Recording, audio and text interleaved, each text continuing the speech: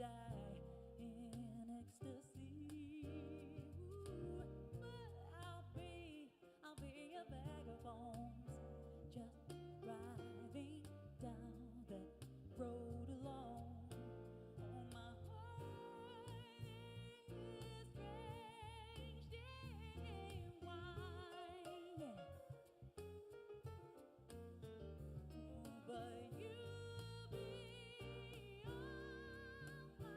on my mind forever and ever, yeah, yeah, yeah, yeah.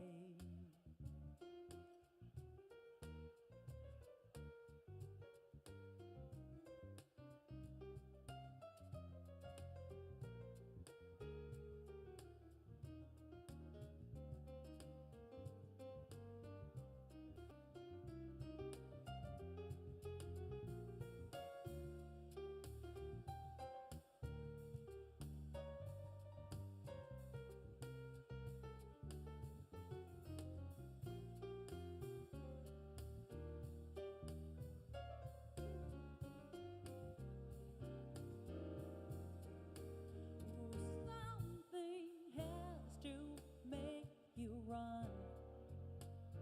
Don't know why I didn't come. I feel as empty as a drum. I don't know why I didn't come. I don't know why. I don't know why. I don't know why I didn't come. I don't know why. I don't know why.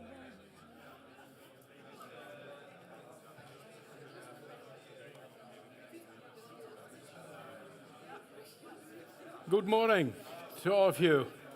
Happy to see you. All awake, I think, yeah. You had good dinner and you slept well here in Van der Valk, I hope. So you're fresh and willing to participate again today as you did yesterday, because I think we had a great day, especially because we had the discussions. And I know that there was at least a balance between practitioners and researchers. And that's why we're here, to try to bridge the gap a little bit. So welcome again, and hope that we have a fruitful day again. And you see the program here that we have, especially today, I think there's some more focus on data analytics and AI. And I think that's very good and fine, because yesterday we have been informed that this is the issue for the coming years. And we as auditors have to prepare ourselves, researchers, but also teachers and practitioners, to survive this great new emerging issue that's already here, of course. I think it's a revolution, but I have been informed that if you're part of a revolution, you don't understand it, you don't recognize it as a revolution and as evolution. But after 10 years or decades, you look back, and with this hindsight bias, you think, this was a revolution. And I think we're in the middle of it. So let's experience that and be hopeful and invest a lot. And I think the program really links to this kind of developments. And I'm very happy to introduce to you the first speaker of today. It's Sander Klous, and I'll introduce Sander briefly. Sander is a full professor in AI and audits. That's interesting. So that's, of course, already linking to the issues we discussed yesterday. At the University of Amsterdam, with a shared position between Amsterdam Business School, where he is the scientific director of the AI for FinTech groups, also linked to the financial world, and Informatics Institute, because I think you have a different background, Sander. I think it was in? High energy physics. Yeah, right. So that's what we have to be in future to understand what's happening in the world anyway. So that's fine, Sander.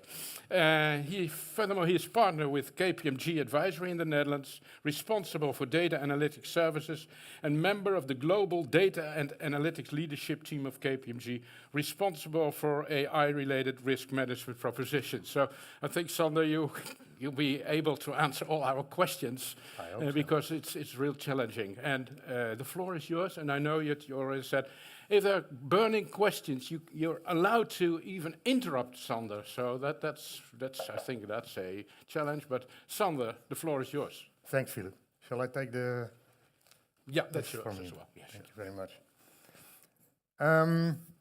Yeah, so as Philip already said, it's going to be most interesting, I think, if we can make this an interactive session. I know it's hard with this setup, but let's try to do that anyway. Also, otherwise I'll be finished very quickly because I only have 7 slides. So if you don't ask questions, I'm done in 15 minutes probably. I have 2 topics that I want to discuss with you today, and these are the 2 that I think are going to be the ones that you are going to be experiencing in the next couple of years most. So that's why I chose these 2 topics, and they are very, we are actively trying to develop the 2, and the title is actually just referring to one of them. The title is The Rise of the Zero-Person Company. It's an initiative that I started just before Christmas, and basically what we are trying to do is we are trying to build companies without any human involvement. You've probably all heard of AI agents by now. Let me check that quickly. Is there anybody that has no clue what an AI agent is? Okay, good. So the idea is that in this organization, or in these organizations, we basically try to build the entire structure out of AI agents, no humans involved. And I will share some lessons over the last 6 months of trying to build such a company. And some things work beyond expectations, and others are actually not as good as you would expect. So already some interesting lessons learned. But I think that there is going to be major impact also in the audit and accounting industry. So that's why I want to discuss that topic with you. The other topic that I want to discuss is about data spaces. It's an initiative that I started together with Marcel Boersma, sitting here in front of KPMG and will be presenting later. So more opportunities here to discuss. And here I'm also looking for collaboration. So if you think that this is an interesting topic and you want to participate in it, yeah, please find me and send me a message, and we'll discuss how you can participate. So let's start with that one. Data spaces, maybe check quickly, who has heard of the term data spaces? 1, 2, 2, okay. So data spaces, the easiest way to explain it is to go back to the internet itself. So when we try to set up the internet, and I'm an informatics background, so I talk about it from an informatics perspective in this case. Basically the challenge that we had was, if you connect 2 computers, it's easy. You just put the cable in between and they can talk to each other. If you then add a 3rd computer, it's still straightforward because you need to add 2 other cables and then all 3 can talk to each other.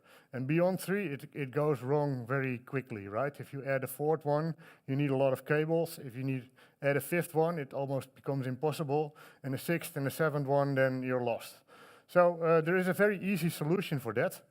Instead of connecting each computer to all the other computers, what you create is a so-called bus architecture.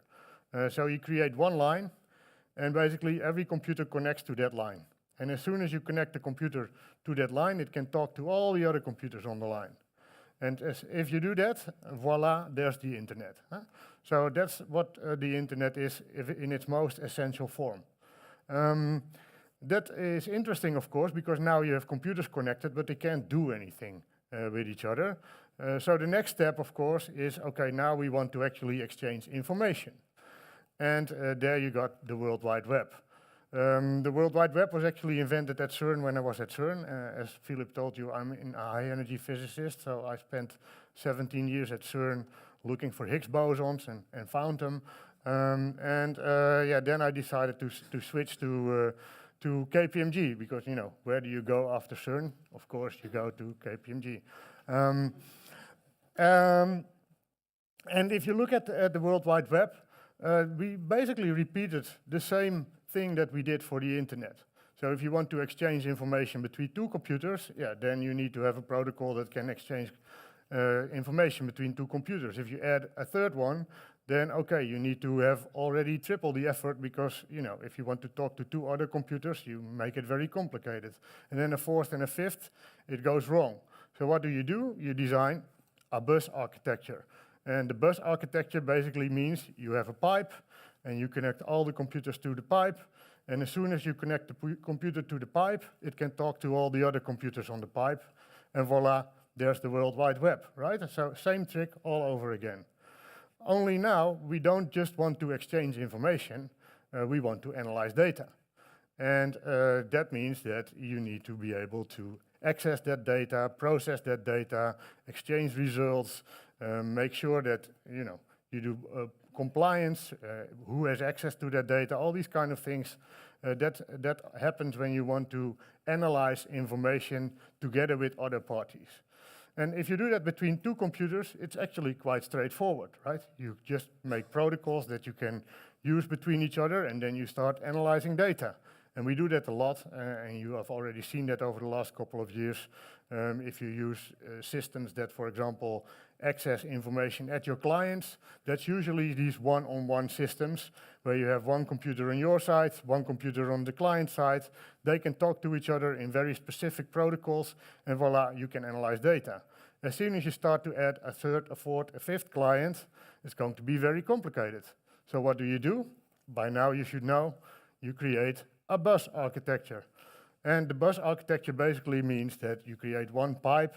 If you connect one client to it, you can analyze data of one client. If you connect the second client to it, you can analyze the data of the second client, etc., etc., etc. And that bus architecture is actually called a data space. Now, data spaces you see in all kinds of domains. They're not just in audit, you see them everywhere. One of the most advanced projects that we have in the Netherlands on data spaces is called DMI, stands for Dutch Metropolitan Innovations. It's a collaboration of 27 cities, where all of these cities actually want to do innovation of their city environment, so city development. City development is very different from audit, but has similar problems because, well, if you live in a city, you probably recognize this. They want to develop a certain area.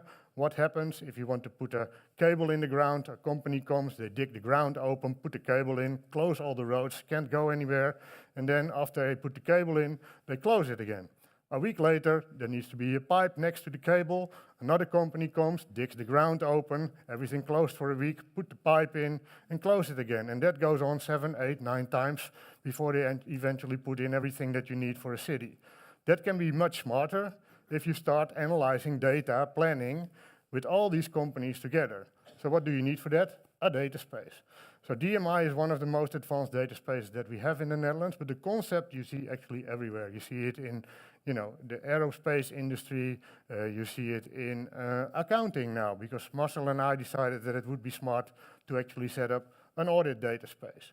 So what are we trying to do? You can start very small. You can start with one company and one audit firm, and you can basically start that bus architecture. You have to agree on the protocols that you're going to use, and you have to set standards. That's where the hard part is. But once you agreed on these, you can basically roll it out client by client, audit firm by audit firm. And as soon as you connect it all to that same data space, suddenly it becomes much easier to connect new clients, because you don't need to change anything on your side anymore. The only thing that you have to make sure is that that client adopts the protocols that belong to the audit data space. If they adopt them, they are immediately connected to the audit data space, and you can access them immediately.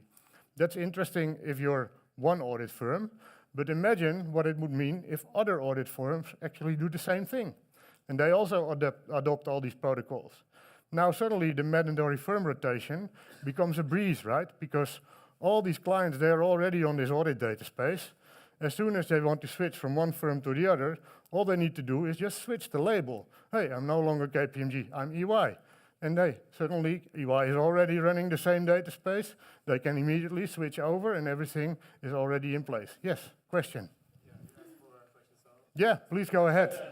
I was already surprised that it took so long for the first question to come. Yeah. Hi, I'm Ryan from PwC. I have a question about... So you it can be PwC, doesn't need to be EY. Can be PwC. Yeah. So you're talking about the protocol, and let's say audit firms are working together. So what kind of data are you imagining that they are sharing in this data line? I can imagine financial data, of course, but what kind of other things do you have in mind when you talk about that? So basically, and Marcel is better here to answer than I am because Marcel is the audit specialist. Is he But- here? Maybe. Yeah. So let me start, and then maybe you can Yeah. pass already the box to Marcel, and he can add to it. Yeah. So financial information makes sense, but the power of these data spaces is that they have compliance built in, right? So besides data, you need metadata, telling you exactly what you are allowed to do with that data, where it is allowed to be processed, and that information, that meta information, basically comes with the protocols. So the protocols have embedded compliance, making sure that if you agree with your client or with another audit firm that somebody else is going to take over or that they are going to process your data, actually the metadata tells you exactly what you're allowed to do with it. And the infrastructure is set up in such a way that if it's in the metadata, it's also enforced. So you can't really circumvent it. Marcel, maybe you can detail what kind of audit data you would like to... So maybe more on the content part.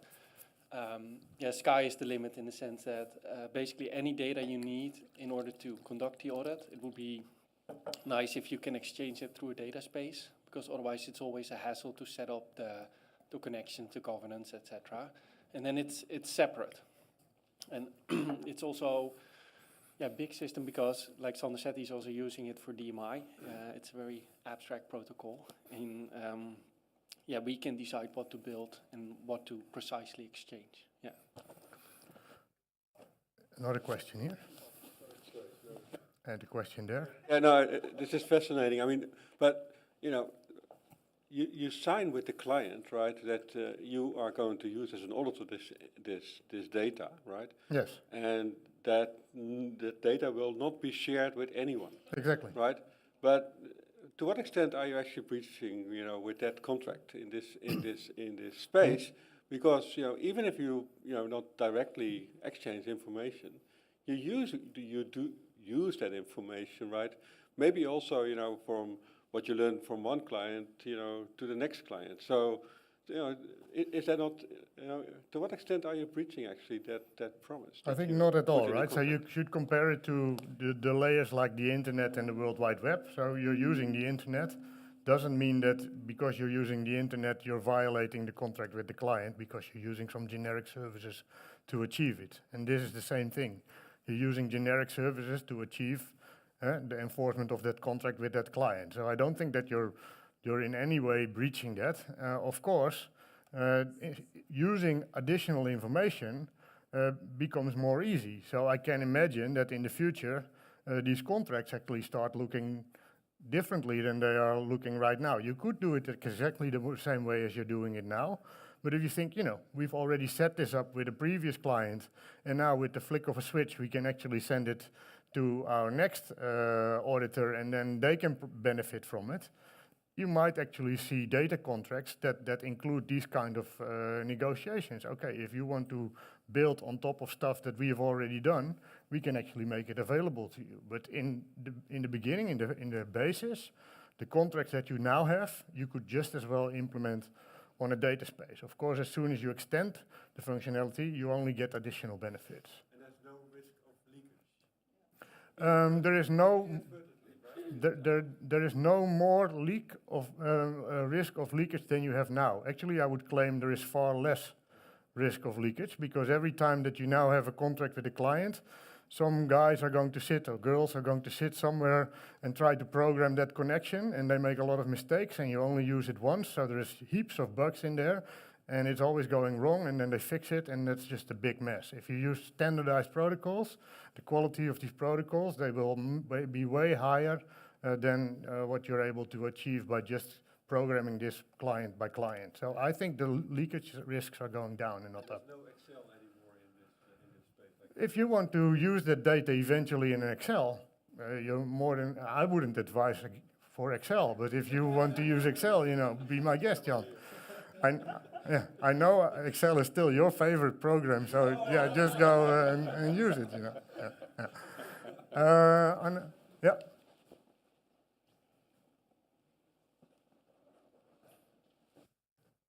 Yes, thank you. Angelique Koopman here. Sander and Marcel, it's a great initiative. I see lots of opportunities here.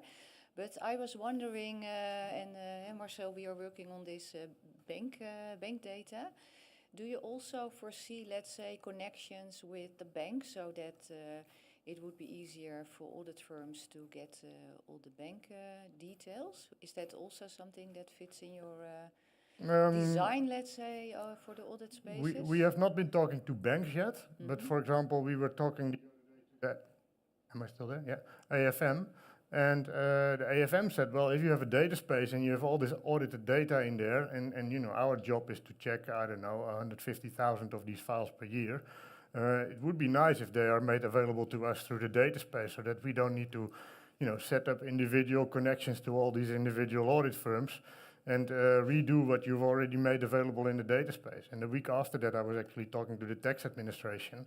The tax administration said, well, if you have a data space where you have all kinds of audited data, where can we sign up to connect us to that data space? Because that would make our lives so much easier. So yeah, there is definitely interest from other parties than audit firms to connect to the data space. But if I do a step back, you know, we still need to connect our first client.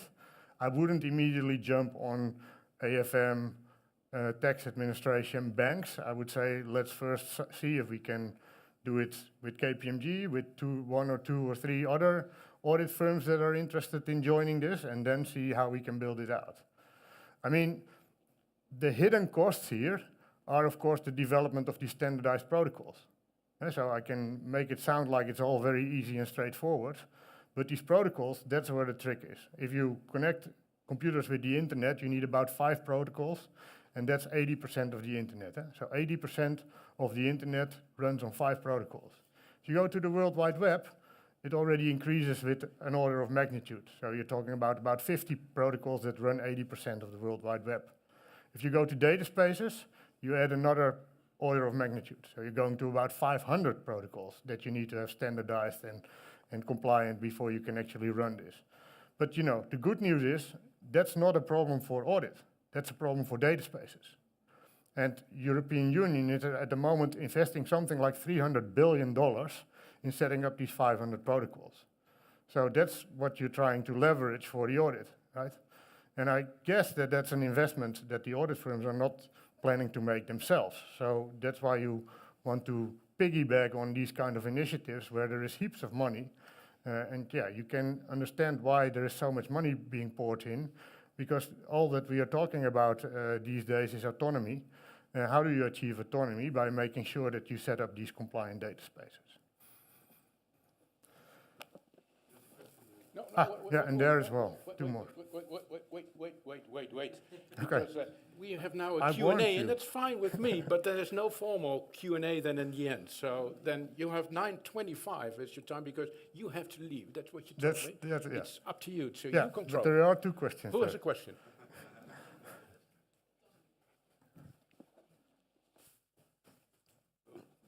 Can you hear me? Yeah. Yeah. If you combine all the data in a single data space, right? One audit is not the other audit. An energy company might have other types of data than a financial institution, for example. Do you then need to have silos within the silos, so to say, to organize that data? Or? So I get, you don't put all the data in a data space. That's not what a data space is. A data space is a federated system. So you make your data available through the data space for the parties that need to have access to your data. That means that if you're a client of an audit firm, you make your data available on your own systems for the auditor. If that is no longer your auditor, you cut off access to your data and there is no longer access to your data. Very similar to the World Wide Web, right? You're not sending your web pages to a central location where everybody can visit them. They run on your own machine and people can access them on your own machine. If tomorrow you decide that you don't want to deliver that anymore, you cut off your website, nobody can access it anymore. Makes a lot of sense.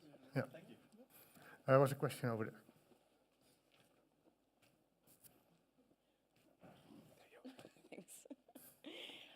I'm just wondering, like, from the client side, because it sounds very standardized, of course, from the auditor's perspective, but of course we know there's a lot of heterogeneity in clients.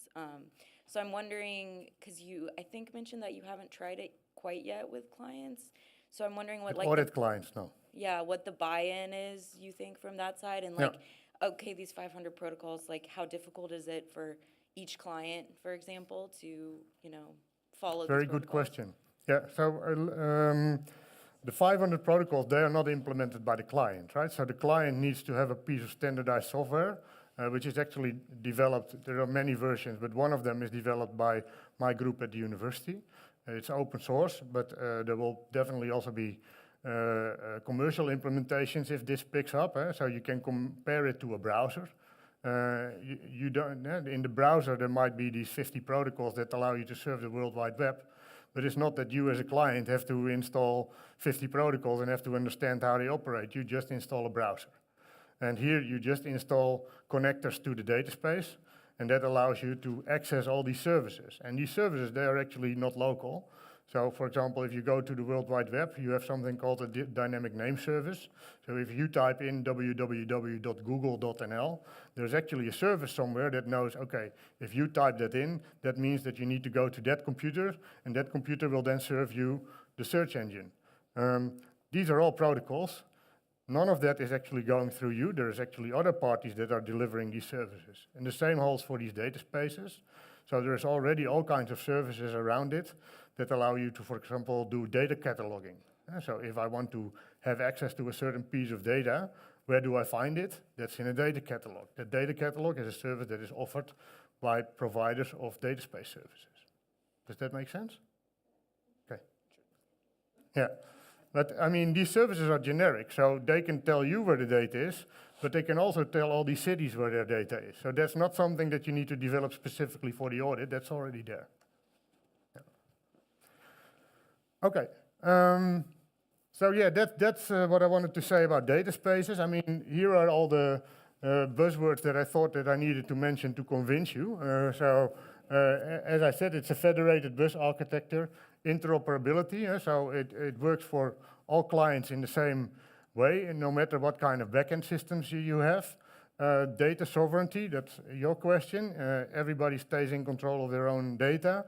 Scalability, oh yeah, as I mentioned, this becomes more interesting if you connect 5, 6, 10, 100, 1,000, 1,000,000 clients, then it actually gets more power. That's also Jan's question, what can you do more with these data spaces than you can currently do?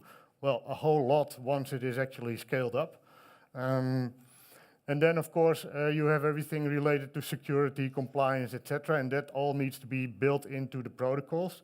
And it actually, your question, eventually is more secure than if you would treat it as an individual instantiation that you have to rebuild from scratch every time, because there will be more bugs, and bugs mean security problems, right? Yes? This is a question. You bring it as something that could happen, or you ask people to, and entities to join. Don't you think this is inevitable in the end? Yes, of course. I mean, if you move 20, 30 years from now, this will be a non-issue, right? But we are not 20, 30 years from now, and I need supporters in order to be able to make this big, right? And as a professor in AI and audit, this is one of the big things that I would like to achieve in the next 5 to 10 years. And if you want to achieve it in 5 to 10 years, then you need support. So that's why I'm asking for support. But Yeah. in the end, it will be there. In the end, it will be there. Yeah, just like there's nobody, using Alta Vista anymore for search, using Google. Yeah, it will be inevitable that we will switch to superior systems. Yeah. Yeah. Let's go to the next topic, right? So I said I had 2 topics for you. The second topic that I have is this 0-person company. And this all started just before Christmas. And I was having a chat with Nout Some of you might actually know him. I wrote a couple of books with Nout. And Nout and I were thinking about, what AI can do in this world. And AI can do this and it can do that, and the list got longer and longer and longer and longer. And we said, we need to just turn this around. Let's just assume that AI can do everything. And we start a company, and we let AI do everything, and then of course that's going to fail, right? That was what we expected that would happen. And if it fails, then we know exactly what AI cannot do. And that's good because then we know where the added human value is. Because now we are trying to find our added human value, and every time that we think we have it, we think, no, but AI can do that as well. So that doesn't work. So we turned it around and we thought, okay, let's just start a company from scratch, only AI only. And then came Christmas, and I was in Lanzarote with my family, and my wife was at the pool, and my daughter was at the animation team. I was sitting with my laptop trying to program the first company with AI agents.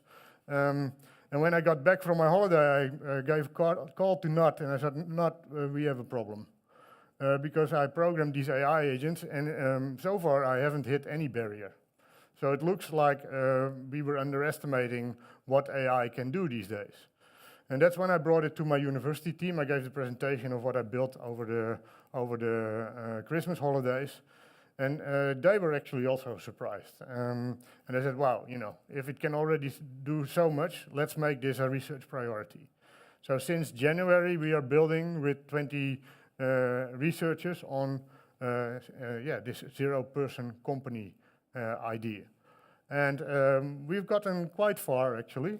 If this is a topic that interests you, I'm going to make a bit of a reclame. Next week, on Tuesday, 4 o'clock, there's an open masterclass given by me only on this topic, 2 hours, where we are actually going to do the first interview, live interview, with the CEO of this company. She's called Avery Jameson, and she actually created these slides, but she can also present them now. That's not what she's going to do next week. Next week we're only going to have an interview with her, and then I'm going to explain more about what we have done to actually achieve this. Now I can only do like 10-15 minutes, but the next week we have full 2 hours from 4 to 6 at the KPMG office, open masterclass on what did we call it? Onderneming zonder personeel. So if you Google for it, you'll find it. So basically what we did was even the question, what kind of company do you want to be, was not answered by us, right? It was answered by the agents. So we asked the CEO, you have an agent team, what kind of company are you going to start, and create a business plan for it? And for me, shockingly, the first idea they got was, we are going to trade Bitcoin. And looking back, I understand where that comes from, because I suspect that the way that an agent looks at this is, how are we going to maximize profit? And then Bitcoin trading is not such a crazy idea, actually, if you're an agent. But we explained to the agent that that's not why we are in this game. So we are not in it, at least not for now, for profit maximization. We are in it to understand how the dynamics of such an agent company work.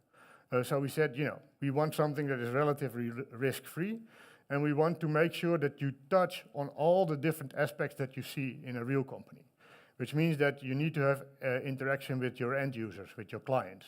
You need to have interactions with business partners. You need to have interactions with suppliers. You need to have an internal audit department that does risk assessment. You need to have reporting lines. You need to have, everything. Basically, we said if we want to do an IPO with such a company ever, it needs to be able to pass the bar of doing an IPO, which means that everything needs to be in place. And then she came back with a very interesting suggestion. She said, we are going to create a company that's going to build personalized AI art. So basically, you go to the company, you tell something about yourself or about the person that you want to have a gift for, and you send in a picture or something else, and that company is going to create a piece of art for you.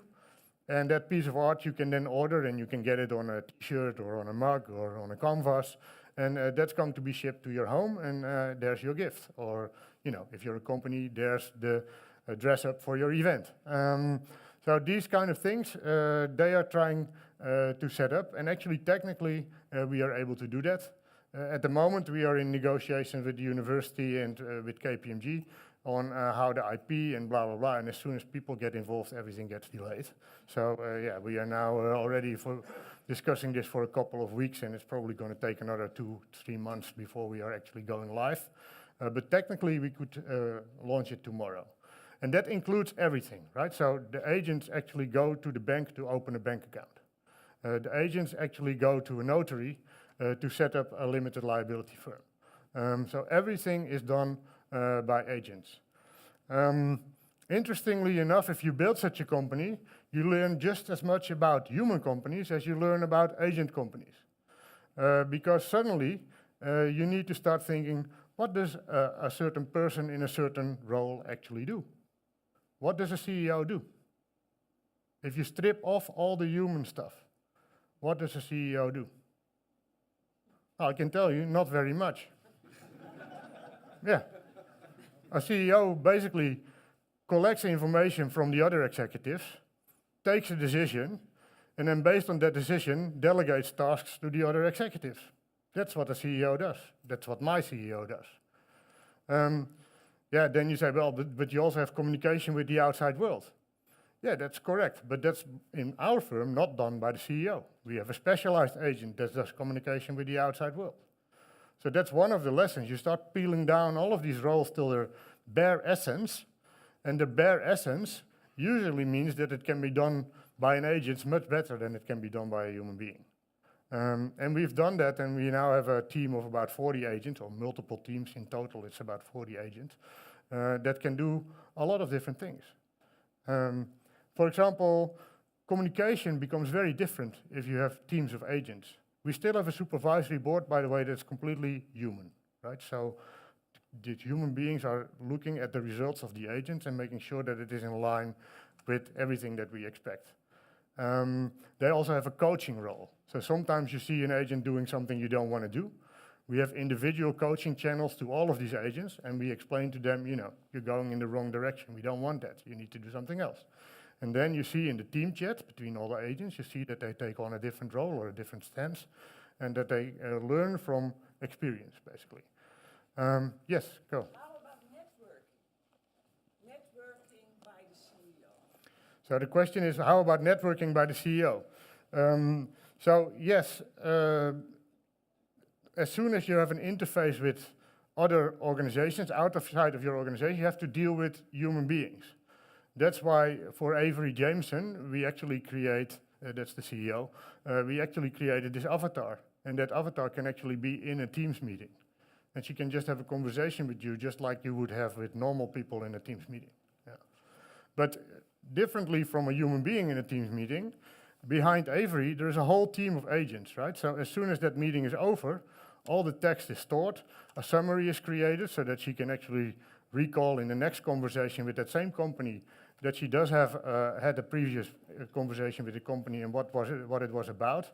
Action lists are created, follow-up actions are created, and they are followed up by specialized agents. All of this is done automatically. So yeah, I would say that the agents are probably outperforming human beings on these kind of interactions already. Yeah. Yes. Hi, Koen van PwC. I was just wondering, have you already seen instances of AI agents achieving their goals?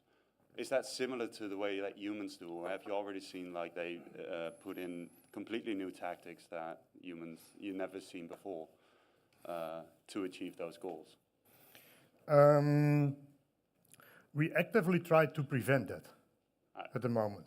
So we chose structures in the organization that are familiar to us. For two reasons. One is because we want to have standardized reporting. And the second one is because otherwise we don't understand what's happening anymore.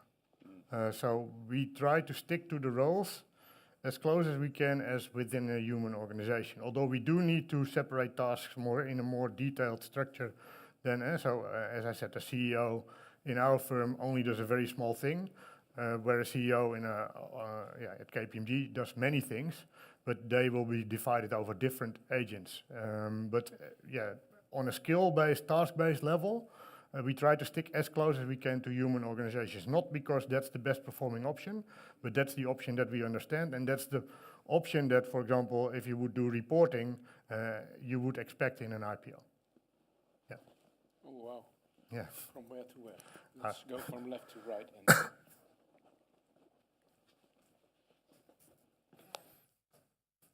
Hi, Sander. My Hi. name is Lisette Houtman, KPMG.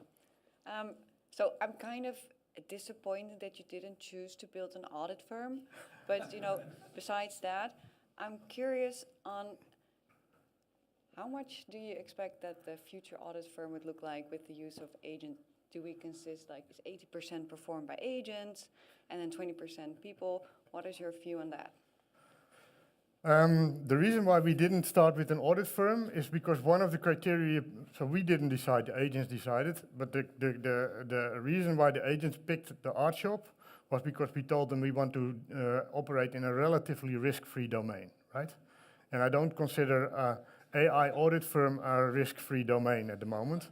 Actually, I don't consider any compliance-heavy industry a risk-free domain. So we are also not building a bank, for example, because at the moment that's just not the risk profile. What we do is we use a similar model, as you know, from self-driving cars. So you have level 1, 2, 3, 4, 5 for self-driving cars. Level 1 means almost no or no AI. Level 2 means assisted driving, which is what many of us already do. So it has the active cruise control system, and it has the lane change thing, but you still need to use the pedals and the steering wheel yourself. Then level 3, there's already cars around that you can basically take your hands off the wheel and don't need to touch the pedals anymore. But you do need to keep an eye on the road. It's called hands off, but you need to keep continuously an eye on the road because it can always go wrong. And at the moment it goes wrong, you need to immediately intercept.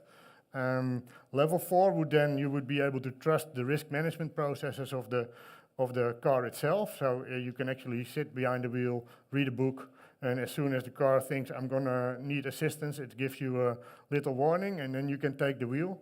And level 5 is autonomous. I call it Terminator level, where basically AI does everything. You can go to sleep on the backside of your car, and then they wake you up when you arrive.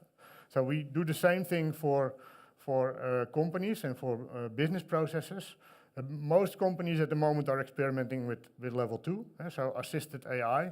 So they look at human processes and then they try to automate fractions of that human processes with AI. That's what almost everybody's doing at the moment. What we are doing is basically level 3. So we put the AIs in charge, but we keep continuous human supervision. And if something goes wrong, we need to be able to interact immediately, intercept immediately. My students, my PhD students, are looking at mechanisms to get to level 4. But that's still, I would expect it to be, 2, 3, 4 years out there before we can move to level 4. And then level 5, we're not even discussing that yet.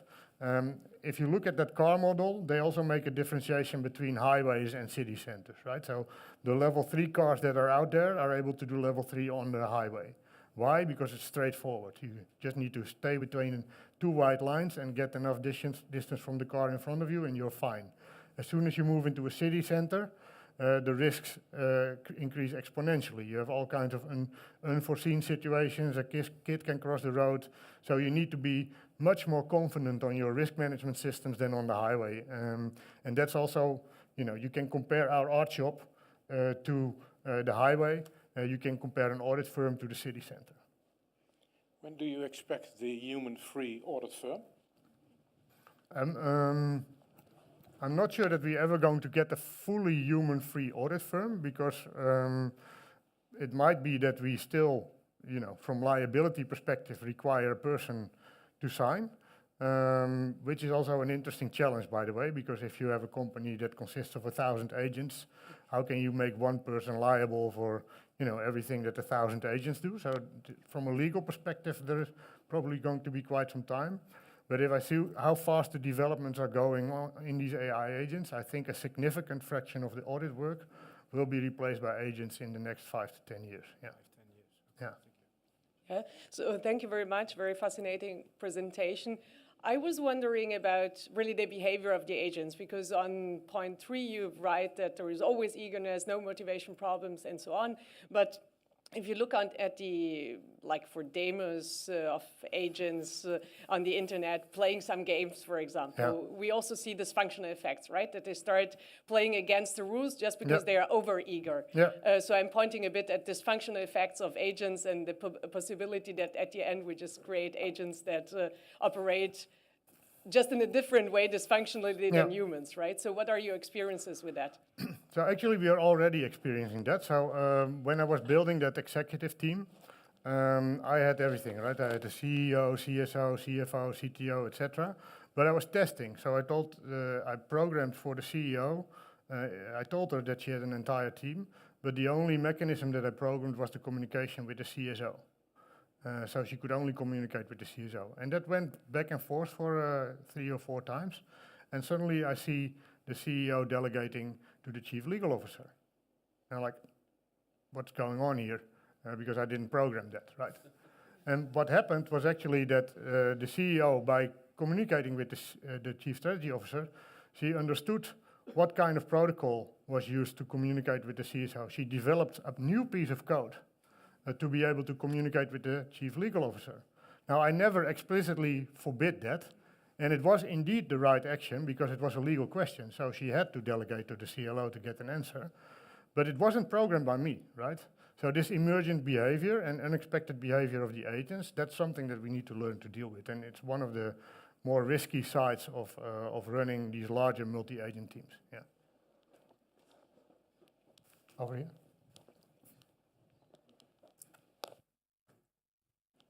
I'm a little bit confused. I'm Sandra from PwC. So yesterday we were speaking about the human factor within our work and in the world, and today it's 0% company. So I wasn't there yesterday.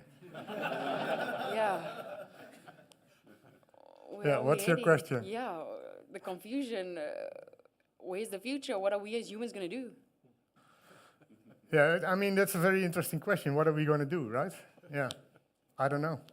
It's not my area of expertise. No. No working hours, no motivating issues, no career plans, no retention, free time. No, but I mean, if you talk to the Faculty of Economics at the university, there's basically 2 lines of reasoning, right? So one line of reasoning is this going to be a race to the bottom.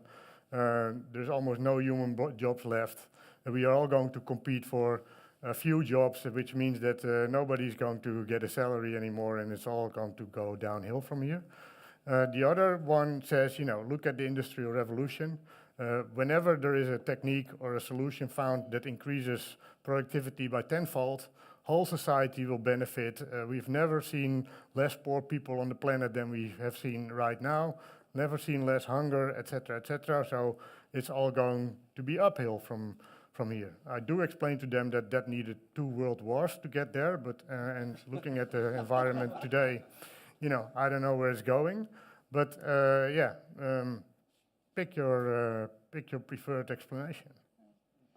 Yeah, I actually had a very related question to that. You say this is AI only, but the supervisory is very important. So It's not AI only. Yeah. And if it's not AI only, you can do the supervision because you build experience. Yes. So how will the machine build the experience? That's probably possible. Will the supervision be possibly replaced in the future? And what effect would that have? Yeah. I mean, I think it's a related question, Yeah. but I mean, I'm in a loop when I think about Yeah. that because it could be a death spiral as well, Yeah. right? Yeah, that's why we introduced that self-driving car model, right? So level 3 is still needs immediate human supervision. Level 4 needs response to warnings, and level 5 is fully autonomous, and it's way off there. I don't have all the answers to these questions.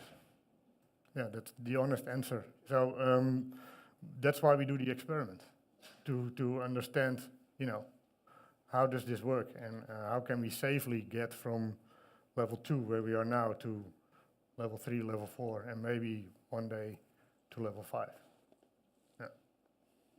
I have one more minute. So I saw several hands. There's a hand, there's a hand. There's a hand. When did you see the hand? We have someone who did not raise hands I yet? thought there was a hand there as well. Okay. No. Last question. Yes. Okay, go. Thank you. To tie into the question about the networking opportunities, and in your first part of the presentation, do you think you could theoretically, if you have multiple of these agent companies, connect them to a data space as well to create mathematically optimal synergies? Yeah, you're trying to disentangle my master plan indeed. Yeah. Yeah. No, it makes sense, but not now. Yeah. Thanks everybody. That's my talk.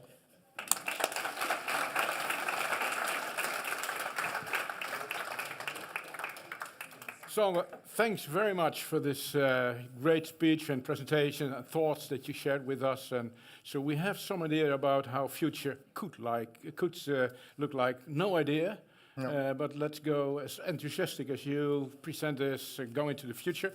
And I do have this small present for you to read at somewhere your holidays. Thank you very much. Okay, thank you. Bye, Philip. Thank you.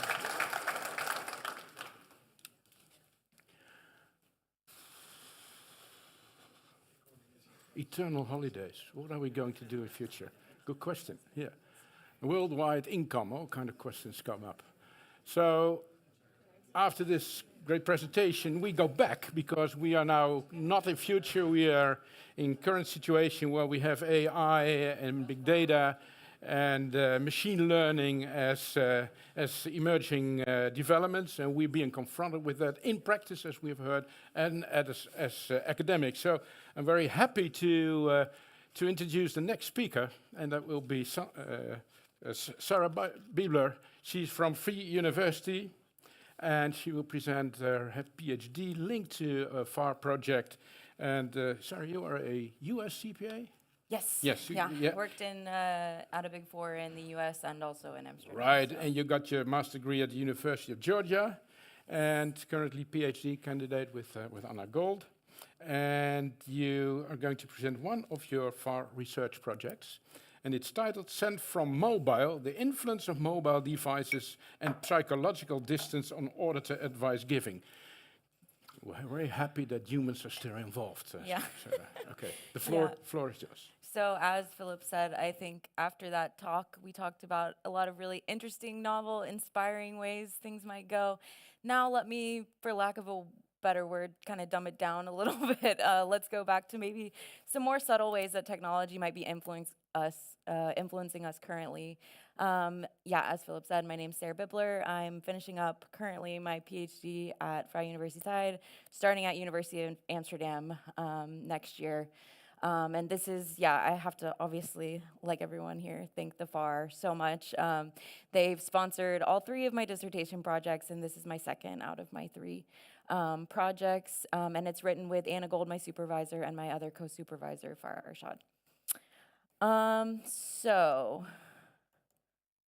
Also, apologies if I run out of breath and I need a lot of water breaks because I'm very pregnant. If some of you were here 2 years ago, you might feel like this is deja vu because I was also heavily pregnant presenting then. But it's hopefully not a trend that will continue. So first I want to kind of set the scene a little bit for why I'm interested in this context. So kind of imagine it's late in the day, you're wrapping up field work, you're a senior, you're working on the revenue analytic, and something looks off. As always, there's a lot of client pressure, budget pressure, things like that you're thinking about. So you think, okay, I really need to just get this question off to my manager before I do anything maybe crazy. I just want to check kind of my own understanding here. So you might send a very quick, small question to your manager. Hey, I'm seeing some revenues increasing. Some non-financial measures are maybe operating in a different direction. What do you think I should do at this point? Considering maybe all of the dynamics of the client. So maybe your manager is eating dinner at their kid's soccer game. They might be at their desk, but they're on their phone, something like that. So there's a lot of scenarios in the present day where we might reach for our mobile phones to communicate in terms of our day-to-day work communication. So my kind of question is, how might that influence the way we communicate? So here are maybe some examples. So say that message from your manager comes back and they say, yes, this is definitely worth following up on. I'd ask the client to explain, also maybe do an additional procedure. Well, great, that's very professionally skeptical. That gives me basically zero discretion in the way I'm gonna act. I'm gonna do this. Maybe they send you a message that's a little more neutral. You could follow up with this, might be worth a look if you have time. So here they're kind of still encouraging you to be skeptical, but they're kind of leaving the ball in your court. It's a little more neutral. They could say, yeah, this is probably nothing, maybe don't look into it. That's also an option. So in that case, they're probably discouraging you from being professionally skeptical. So what I'm trying to say here is informal advice matters. We know this from some research and we know from the mentorship model that, yeah, the way we communicate and coach and advise subordinates is really influential to the way they develop as an auditor. And we know this influences not just quality on the current engagement, but this influences future audit quality for this auditor.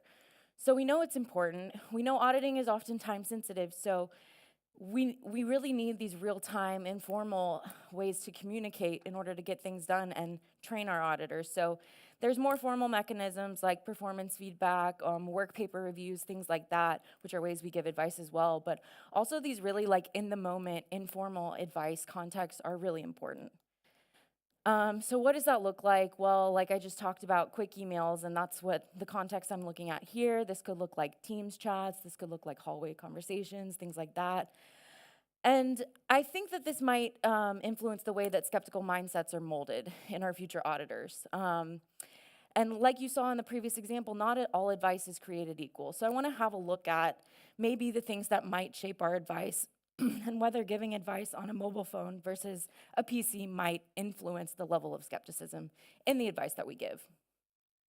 So I'm kind of coining this term here because when we talk about professional skepticism, we really talk about the actor. So me as an auditor, I'm performing a task. Am I following up with the client? Am I asking additional questions?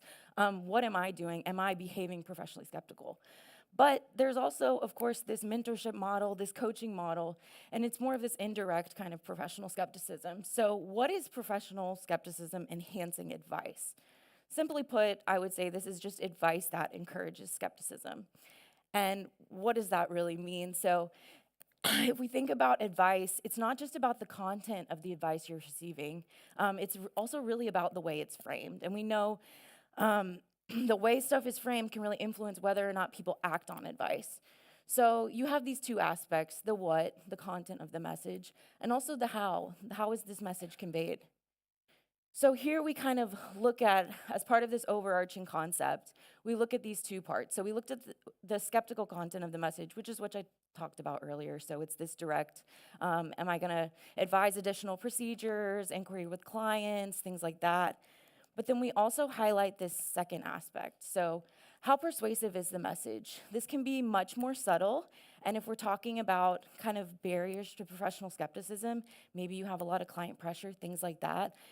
The way you communicate could kind of subtly demonstrate these factors at play. So we think that persuasive language might be really important when we're talking about advice. And as we saw in the example at the beginning, like, yeah, the level of persuasiveness can really change in terms of the advice and give you maybe a lot more or less discretion in how you act on it. So yeah, now imagine you're the manager giving that advice. Like I said, we're talking about a scenario where you maybe have high incentives to keep client happy and on budget. What are some things that might influence that advice in addition to possibly the device? One thing we think that might matter is how close or distant you are to the advice task. So you could have a scenario where you are the manager in the workflow. So like I stated, it's a revenue analytic and you're the revenue manager. You might be more likely kind of to focus on very immediate, concrete consequences, things like that, related to this revenue task in that scenario. However, if we're thinking of more of a bird's eye view, maybe you're on the same engagement, but you're on the payroll FSLI, and subordinate comes and asks you for advice around the revenue analytic. You might have a very different perspective, and that might influence the way you give advice. So you might think about a lot more things in terms of what influences your judgment. So you're still going to have these engagement pressures, client pressures, but you might think a little bit more holistically, okay, because there's other things that can influence, like this might have consequences beyond this task, but to overall engagement quality. This might influence this auditor beyond this engagement and I maybe care about the future generation that I'm coaching, there might be other things that you factor in. So that's going to lead to our research questions. So first, we're really curious in this dynamic between two online mediums of communication. So there is some research looking at, for example, face-to-face versus online communication, and we know that can be really important and influential. But what if you have two different online communication mediums? And we know people reach for these a lot. I mean, by the time I left my firm, gosh, 6 years ago now, I think, I mean, we had apps for everything. You know, you could record your time, you could do performance reviews, you could access the PBC listing. I mean, you could do everything almost on your phone. So we know that's the way things are heading. I mean, there's more and more flexibility in work.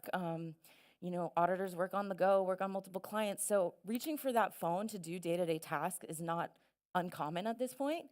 So we want to look at these two online mediums because they might have very different connotations based on the different relationships that we have with these two devices. We know from some research that there can be kind of negative consequences when you're communicating or doing something on your mobile phone.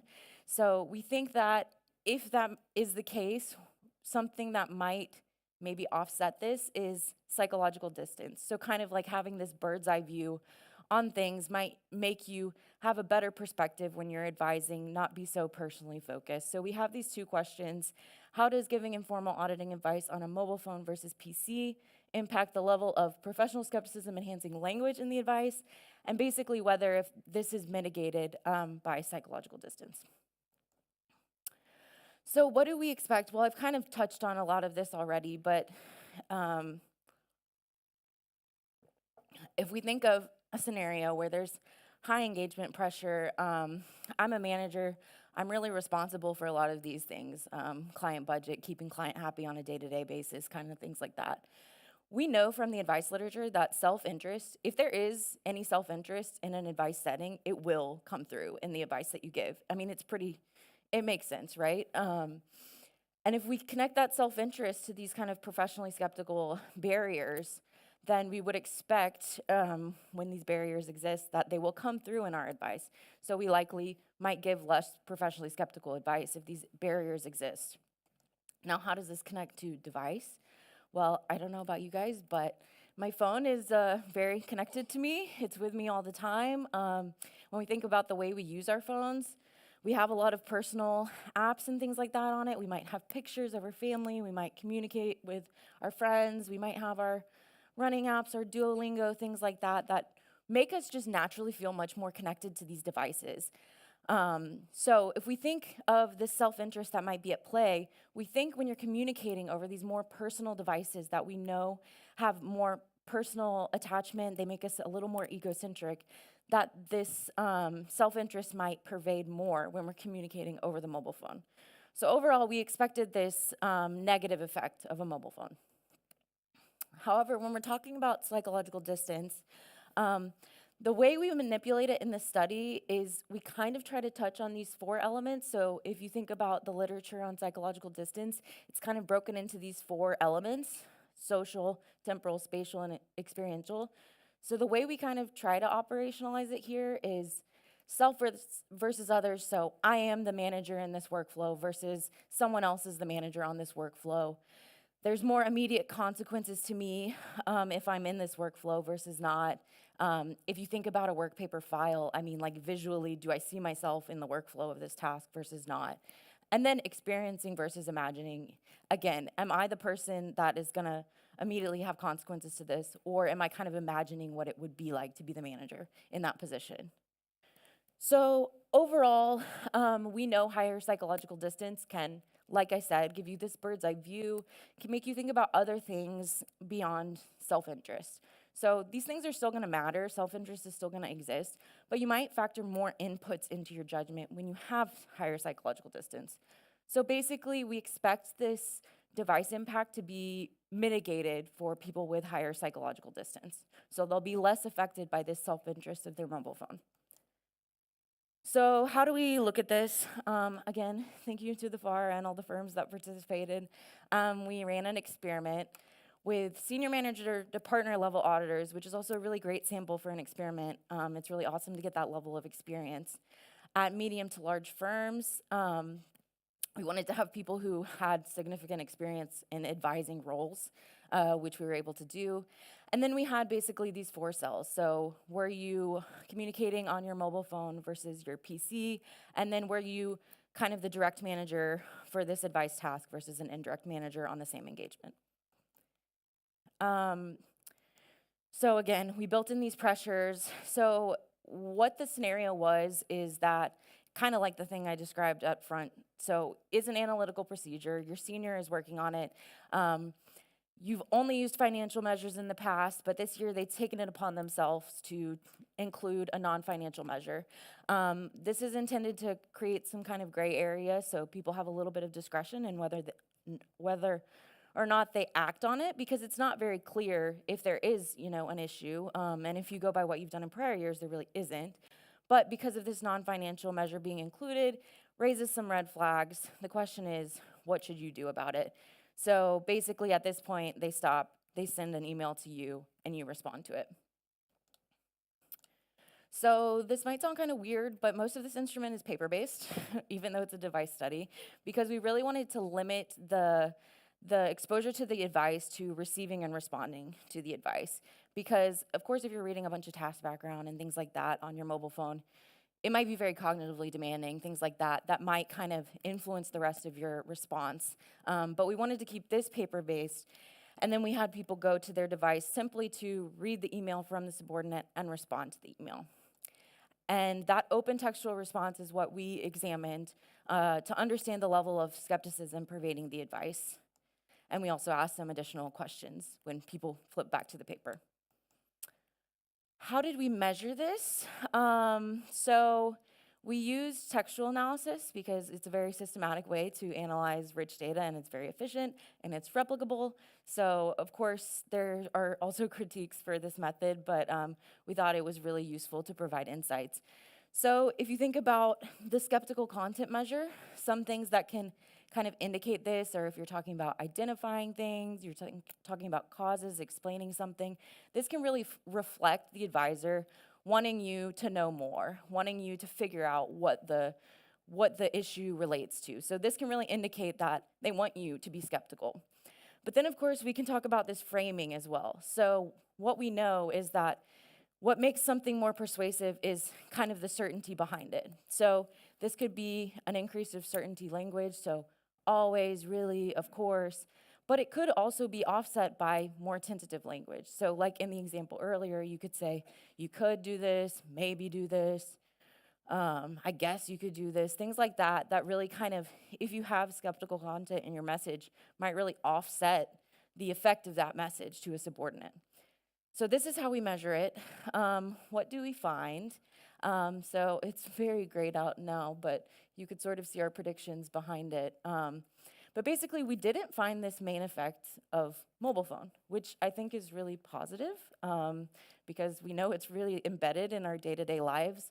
So there's not a blanket across the board negative impact when we're communicating with our mobile phones, which is, I think, a positive. However, when we talk about this interaction with psychological distance, we did really see this negative effect for managers with lower psychological distance. So compared to the managers with high psychological distance, there was a very significant drop in the level of skepticism in your advice. And we also saw for those managers in a low psychological distance condition, there was this huge drop from PC to mobile phone. So it really kind of hints at our theory of like the self-interest being really pervasive for certain types of people in certain contexts, and maybe to keep this in mind when you're communicating over your mobile phone.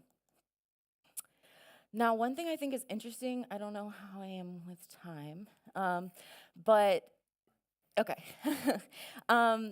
We also looked, so you need to look at these things together to really understand the advice context, the skeptical content, and the framing, but it's also really interesting to look at how these things individually influence the messaging. So if we look at just the skeptical content, interestingly, we actually found, overall kind of this lower skeptical content for the low psychological distance. But we also found this really high increase in the high psychological distance condition. So managers that had this higher distance actually gave much better advice over their mobile phones than their PCs. This isn't what we expected, so I can only in hindsight kind of think about, okay, why this might be. And one thing I thought of is, this personal emotional connection to our phones.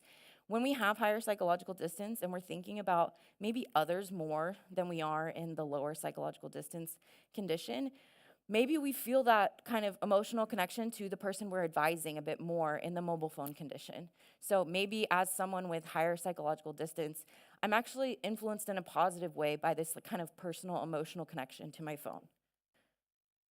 If we look at simply the persuasive language, we do unfortunately see this negative effect of the mobile phone. When you think about it, it kind of makes sense. Mobile phones are a lot more informal devices, so this might just kind of lead you to be a little bit more informal in your communication, which might lead to less certainty in your language.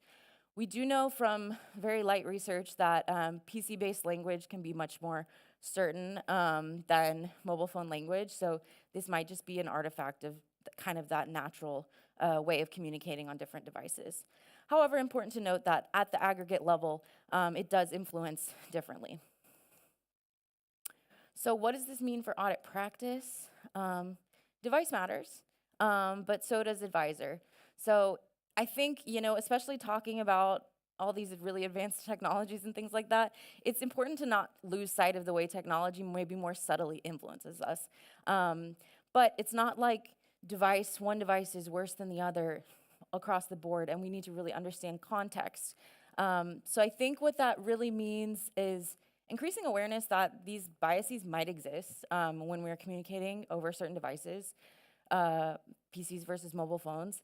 I think the main thing is that we need to be a little bit more intentional. So if I know maybe I'm really close to this issue, if I know that, this is maybe a red flag, like something that I need to really think about, maybe it's important to be a little bit more intentional, not just like, okay, I have my phone right now, I'm gonna respond, but maybe scale back a little bit and think before we respond to something like, okay, is this really the method I should be using to communicate? Kind of knowing that our communication differs. I mean, honestly, me personally, I've noticed my own communication after this study. When I send an email over my phone versus I send an email over the PC, I do notice the way I talk is a little bit different.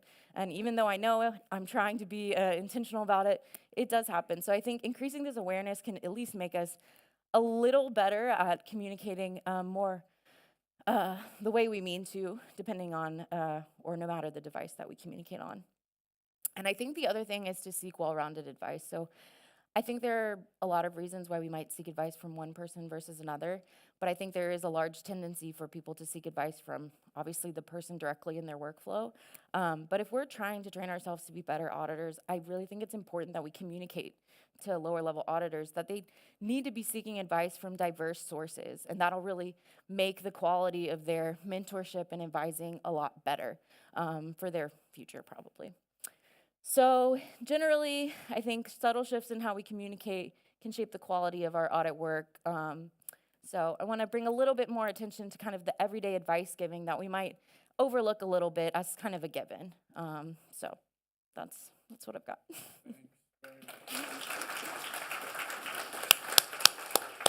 We'll do Q&A? Yeah, we'll Okay. do Q&A. Yes, thank you.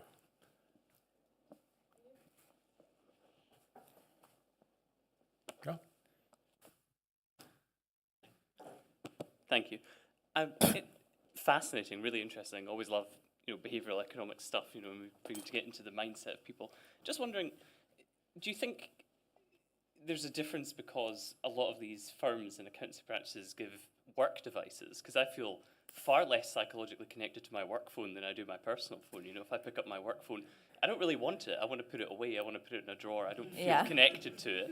Whereas my personal phone, I'm far more relaxed, laid back. So could maybe the bias be in effect if it was coming from my personal phone rather than a work device? Yeah, and I mean, this is a comment we've gotten a lot, rightfully so, and it is something we thought about ahead of time. So we did ask this question to people, like how often, regardless of it, if it was a work-issued phone or not, how often do they use this for personal use? And that's kind of what we looked at to see, like, okay, do they use this device regardless of who owns the phone for personal use? And we did see a very significant difference between even a work-issued phone, people still use it for personal use much more than their work laptop.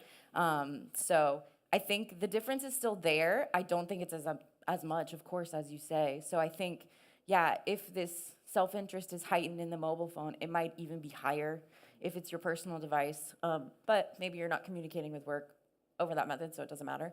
But I think just generally, I think even if we think about the fact that it's work issued, the fact that it's with us so much more often than the PC just because of the mobile nature of it, I think that does have an influence in the way we kind of connect to that device if we're just comparing it to the PC.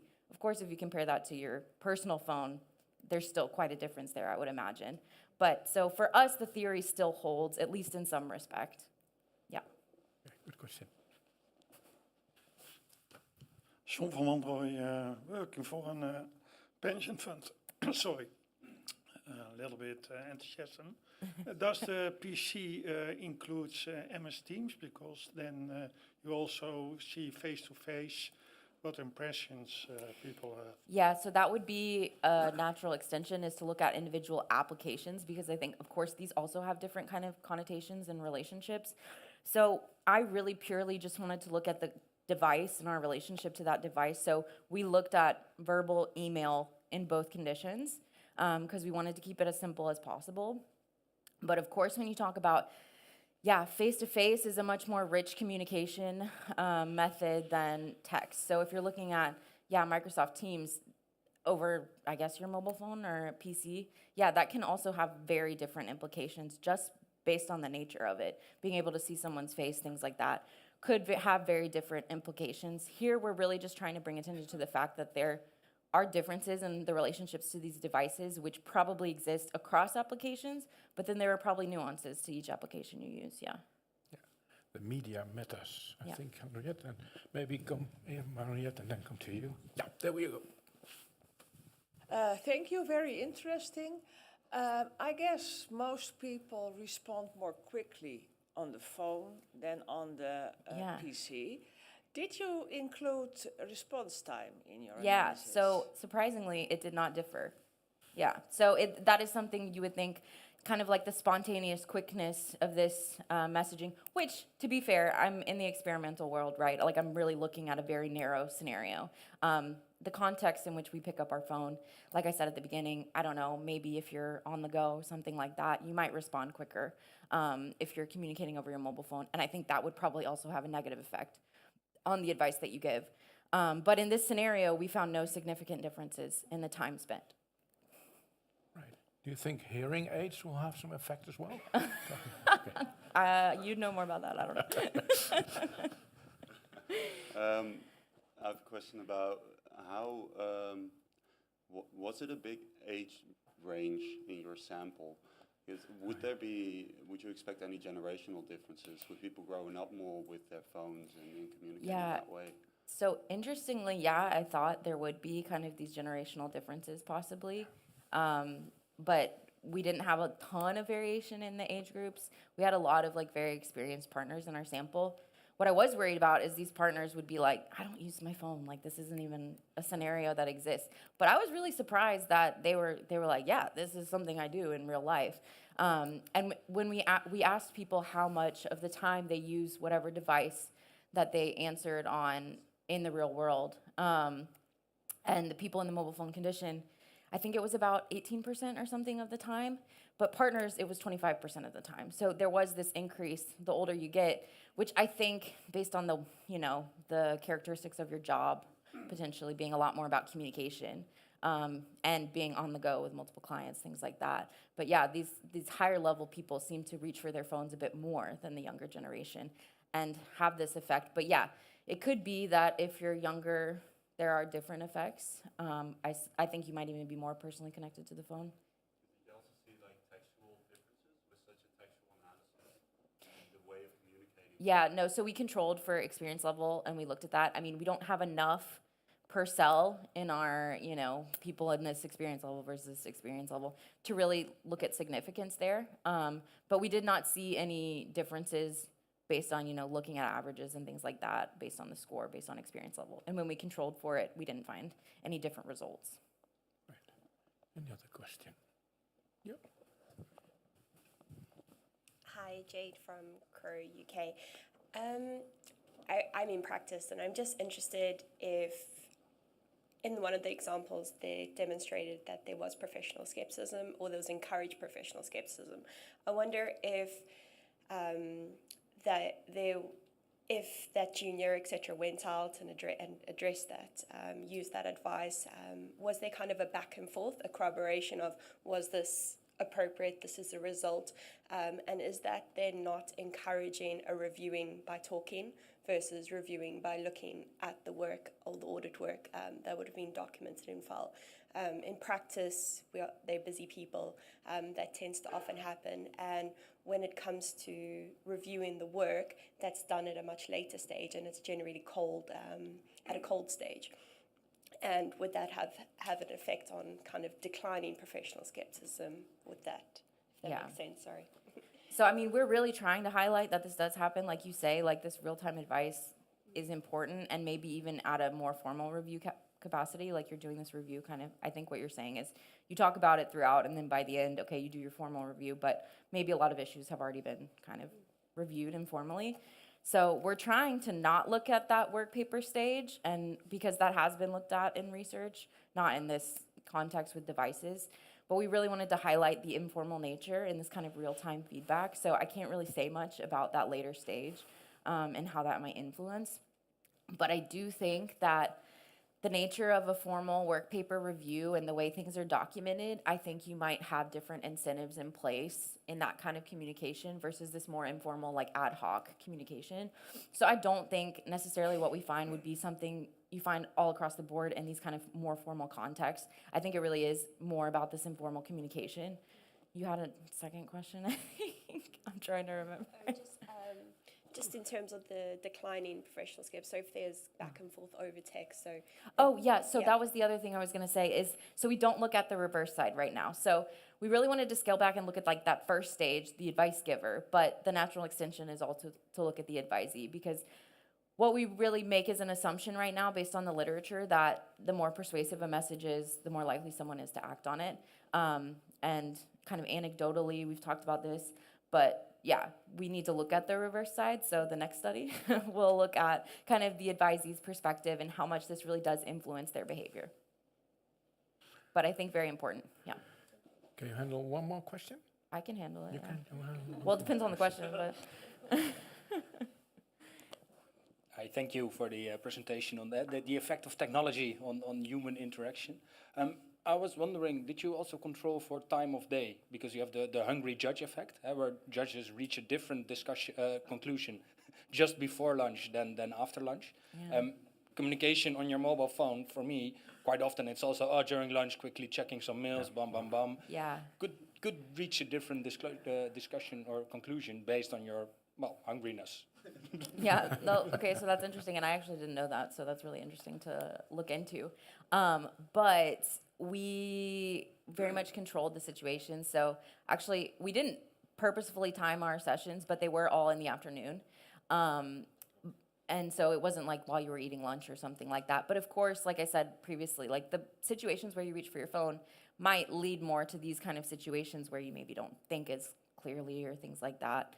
Where you're more hungry and it affects your judgment, things like that, which I think would all maybe heighten the effects that we find. So I think it's really interesting that we find this in this very controlled scenario where you're literally only using your mobile phone for this very brief amount of time to read and respond. We still see these differences, so I think if you bring in the context of the real world, potentially it heightens these kind of effects. Also, you potentially have other contextual factors working at play, so we're really just looking at this psychological factor in this really controlled context. But yeah, I think that probably exists in the real world, and that's something we can't really speak to in this study, but important nevertheless. Thanks so much, Sara. Just another applause. drink more water with me. Very interesting. The issue is I always bring my mobile, but not my computer. So Yeah. sometimes there, There yeah, you you know. go. May I Be hand? careful. I will. I will. I will. I'm warned now. I'm aware. May I hand over this to you? Thank you And so thanks much. very much, and good luck Thanks. with Thank you. both of you.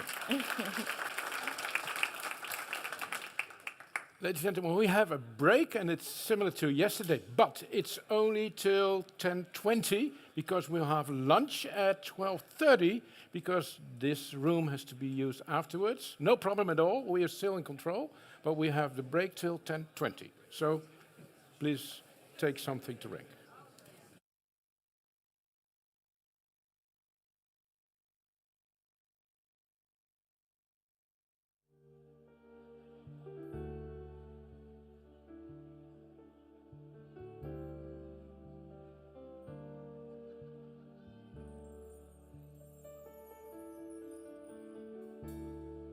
I make it alone.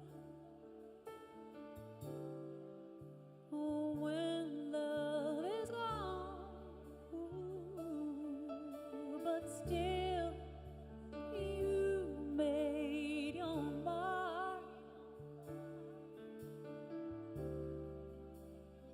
here in my heart. One day I'll fly away and leave your love to yesterday. What more can your love do for me? And where will love be through with me? I follow the night, 'cause I can't stand the light.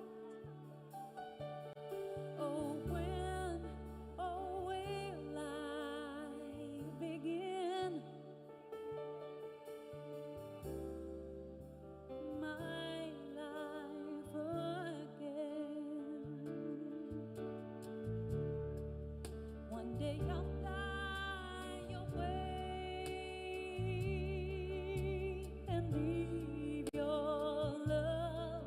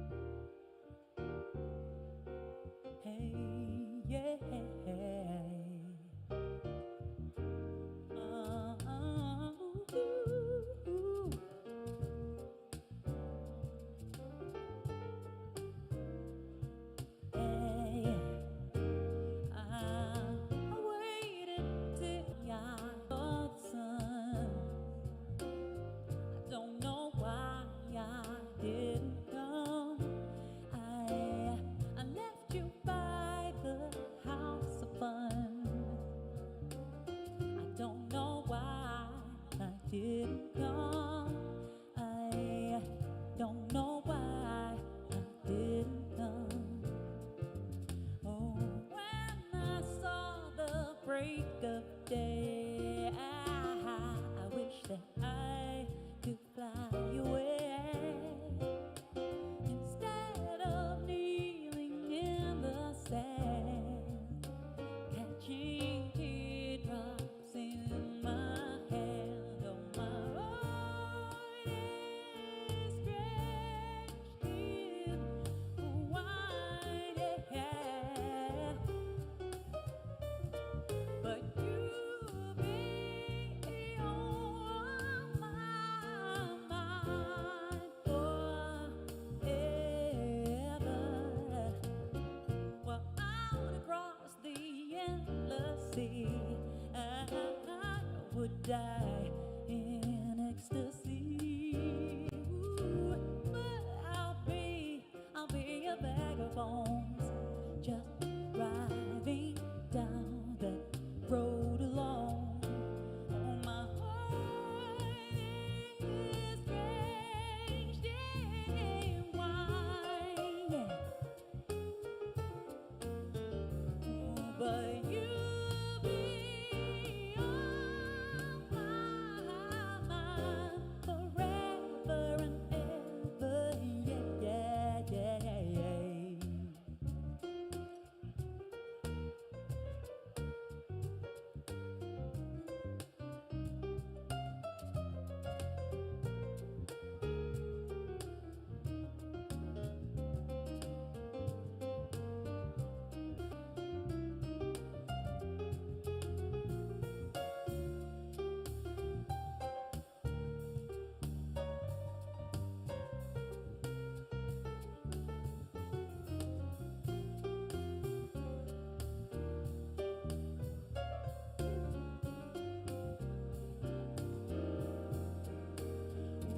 Something has to make you run. Don't know why I didn't come. I feel as empty as a drum. I don't know why I didn't come. I don't know why. I don't know why. I don't know why I didn't come. I don't know why. I don't know why I didn't come.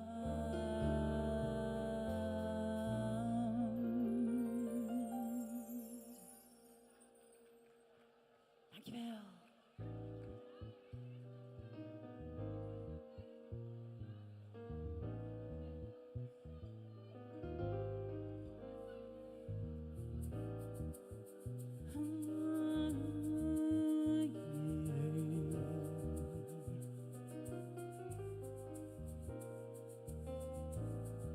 Looking in my mirror, it took me by surprise.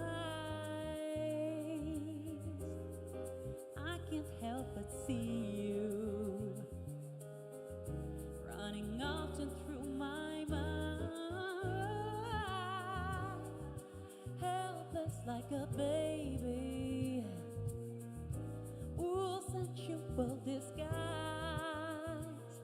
And I'm so glad I found you. It's getting better all the time. I can't help it if I wanted to, wouldn't help it even if I could. I can't help it if I wanted to, wouldn't help it. No, I can't help it if I wanted to, wouldn't help it even if I could. I can't help it if I wanted to, wouldn't help it. No, no, no.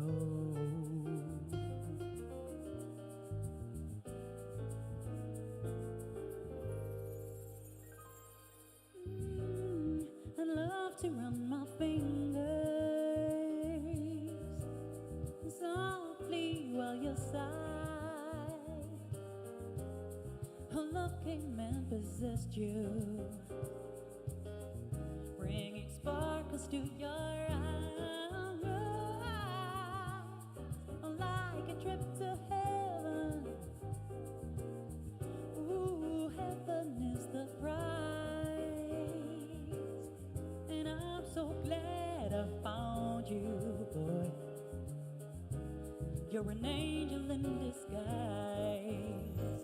I can't help it if I wanted to, wouldn't help it even if I could. I can't help it if I wanted to, wouldn't help it.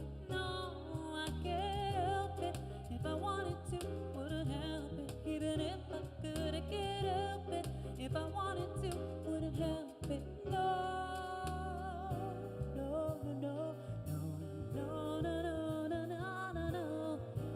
No, no, no, no.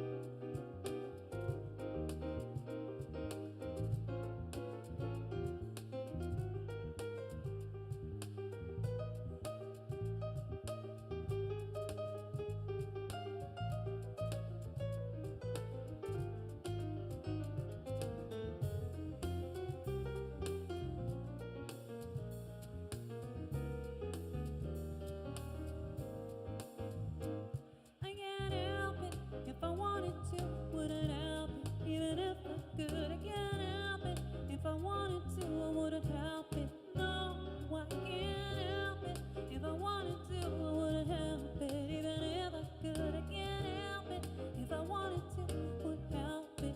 No, no, no, no, no, no, no, no, no, no.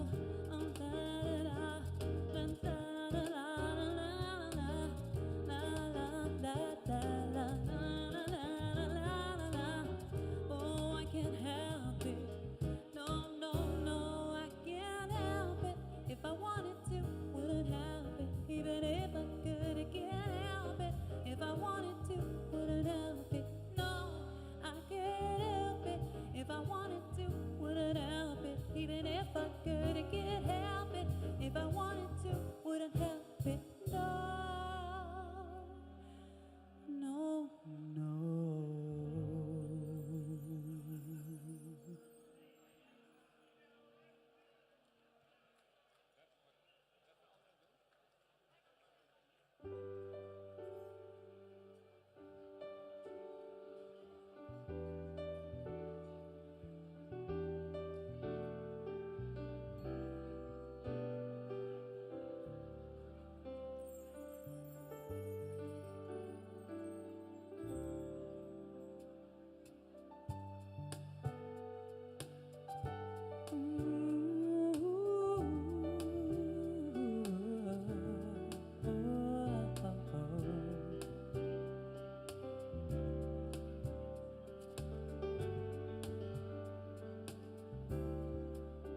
When the night has come and the land is dark and the moon is the only light we'll see. Hey. No, I won't be afraid. No, I won't shed no tears. Just as long as you stand by me. Je mag meezingen. Darling, darling.